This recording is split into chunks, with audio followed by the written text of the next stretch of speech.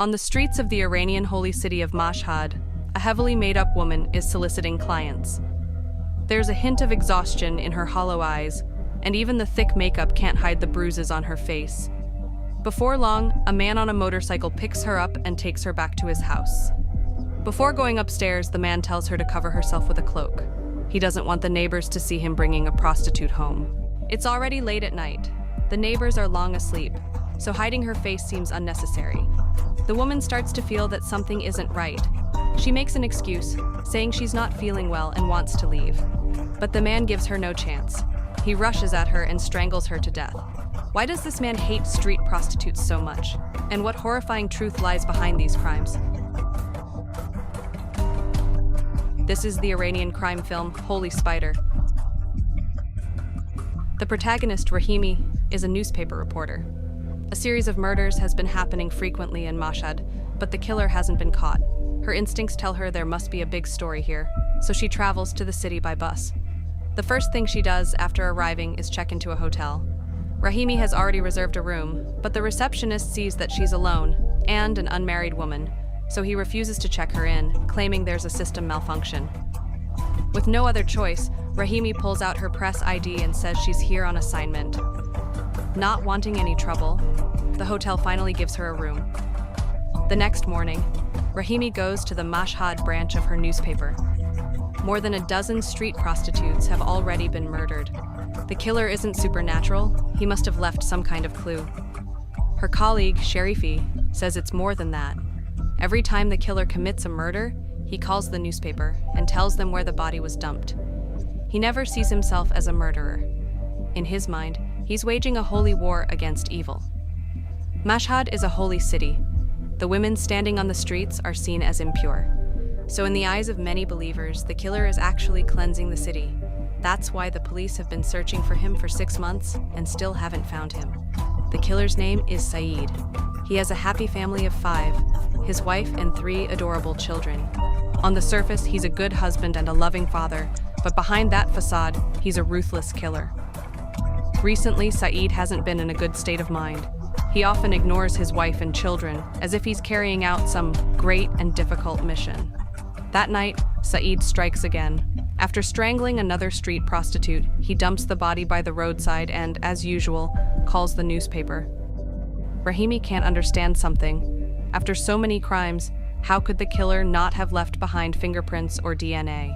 Sharifi explains that DNA samples have already been sent to a lab in Tehran, but they're still inexperienced there. And besides, DNA comparison requires a suspect. Having samples alone doesn't solve anything. Later, the two of them visit a religious institution. After all, the killer's actions seem like exactly what the religious authorities would want to see. Rahimi suspects the killer might be carrying out a fatwa issued by the clergy, a kind of purge order.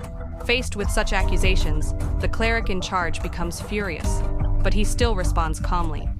If those women weren't driven by poverty, why would they risk their lives selling their bodies? The clergy has never believed they polluted the city. In fact, they feel sympathy for them. And besides, a fatwa is merely a religious ruling or moral guidance. It's not some kind of purge order. Rahimi doesn't really have any evidence, and the cleric's words sound completely righteous. With no other choice, she leaves for the time being. On the way back, Sharifi mentions a rumor. He's heard that Rahimi was caught fooling around with the editor-in-chief. The phrase "fooling around" makes Rahimi bristle. The editor often keeps her in the office late under the excuse of overtime, or invites her to his house. Do people really not know the difference between harassment and an affair anymore? Realizing he misunderstood her, Sharifi quickly runs after her and apologizes repeatedly. In this country, the prejudice against women is simply too strong. Meanwhile, Saeed takes his son to visit a war comrade. The friend immediately notices that something is off. Saeed has gotten thinner, and his nervousness is obvious. Could it be because of a woman? Saeed didn't expect to be seen through so easily. To ease the suspicion, he lies and says he's been having problems at work. That evening, Rahimi goes to a restaurant for dinner. Coincidentally, a street prostitute walks in as well. She looks terrible, clearly having had a rough day. Rahimi kindly orders her a drink and a sandwich. Taking the opportunity, she asks if the woman has seen any suspicious men. but the woman replies that every man who approaches her seems suspicious. After all, this kind of business has to stay in the shadows. As she speaks, the woman appears dazed. She has obviously taken some kind of illegal substance. Before Rahimi can ask more questions, the woman disappears into an alley without looking back. On the way back to the hotel, a man on a motorcycle keeps following Rahimi. Even though there's no one else around, he doesn't attack her. It's clearly meant as a warning. Fortunately, Rahimi manages to run onto a main road and finally loses him. The scene shifts. Saeed follows his friend's advice and takes his family out for a picnic. Everyone is in a good mood at first, but while playing soccer, his son accidentally kicks the ball and hits Saeed in the head. Even though the boy immediately apologizes, Saeed suddenly seems to lose control and charges at his son like a madman. The outburst terrifies everyone, and the pleasant outing is completely ruined. In the afternoon, Saeed drops his wife and children off at his mother-in-law's house. While the woman is distracted eating an apple, Saeed sneaks up behind her and strangles her with a scarf. He thinks everything has gone smoothly again, but before he can even catch his breath, he hears the door opening outside. It's his wife coming home. Saeed hurriedly asks her to take out the trash. Taking advantage of the moment, he wraps the body in a rug and stages the scene to make it look like the floor is leaking water. Since there actually had been a leak a few days earlier, his wife doesn't suspect anything. That night while watching TV, his wife mentions that a neighbor saw Saeed bring a strange woman into the house. Saeed quickly claims the neighbor must have seen wrong. To ease his wife's doubts, the usually distant Saeed suddenly initiates intimacy with her. The next day, Rahimi and Sharifi go to the location where the killer said he dumped the body. What they see there devastates Rahimi. The victim is the very woman she had met briefly the day before. She can't help wondering, if she had tried harder to persuade her, could things have turned out differently? That night, a detective comes to Rahimi's hotel under the pretense of checking on her. But after only a few sentences, his tone becomes flirtatious. Even though Rahimi clearly asks him to leave, the detective shows no restraint. It isn't until Rahimi curls helplessly into a corner that he finally leaves, still looking unsatisfied. The police not only fail to act, they even deliberately obstruct the investigation. This makes Rahimi's work extremely difficult. Meanwhile, while playing at home, Saeed's daughter accidentally finds a bitten apple under the couch. It belonged to the murdered prostitute, and her lipstick mark is still on it. Afraid his wife might discover it, Saeed throws the apple out the window. There's clearly a trash can in the house, but Saeed chooses to throw it outside instead. The little girl quickly tells her mother about it. Fortunately, the wife is in a hurry to leave and doesn't question it further. The scene shifts again. Rahimi visits the victim's home. According to the victim's mother, her daughter often hung out with a group of street racers. On the night she died, she was supposed to meet them near Lala Square. Rahimi doesn't understand why such an important clue wasn't reported to the police. The mother gives a bitter smile. She herself is a drug addict. Who would believe the words of an addict? To find more clues, Rahimi goes to Lale Square. A sanitation worker there says that a man often rides a motorcycle around the area, wandering aimlessly and suspiciously looking around. He doesn't know if it's the person Rahimi is talking about.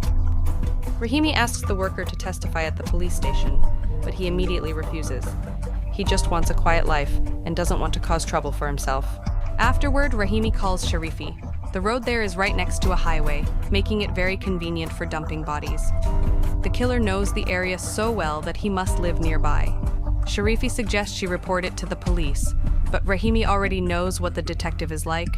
She no longer trusts the police. Right now, Sharifi is the only person who can help her. At the same time, Saeed begins another hunt. This time he chooses a chubby girl.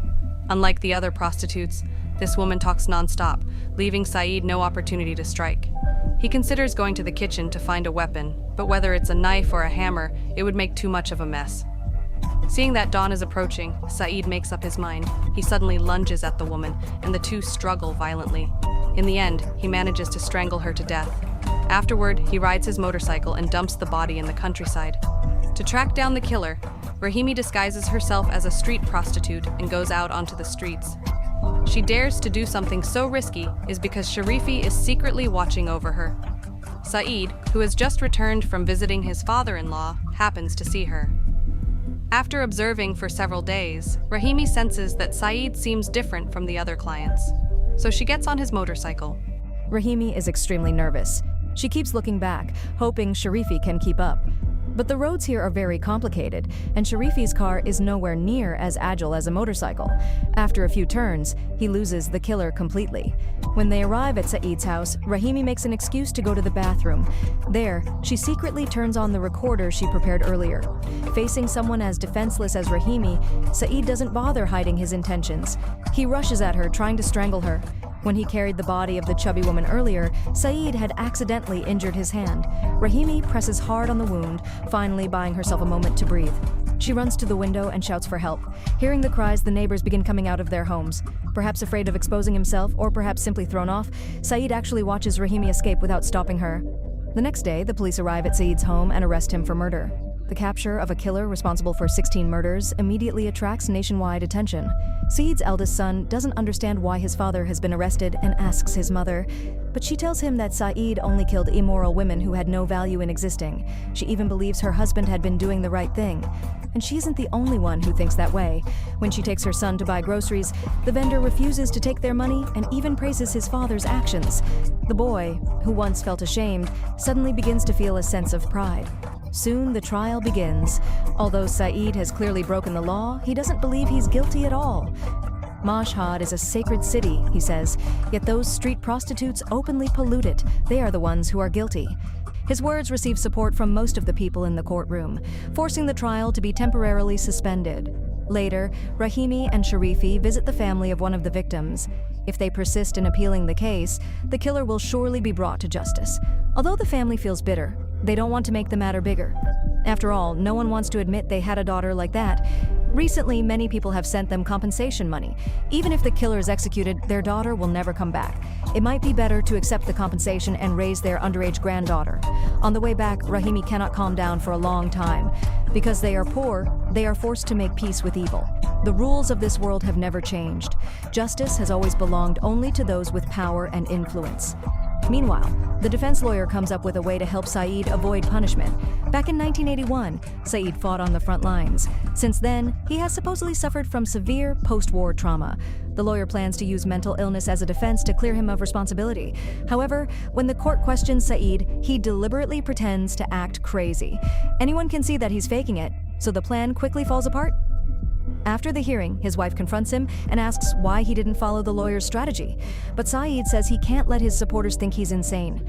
Even without that excuse, he believes he'll still be acquitted. Later, Rahimi interviews Saeed's wife, asking whether her husband has shown any unusual behavior recently. In truth, the wife had long noticed that something was wrong: his coldness toward the family and the sudden outburst during their picnic.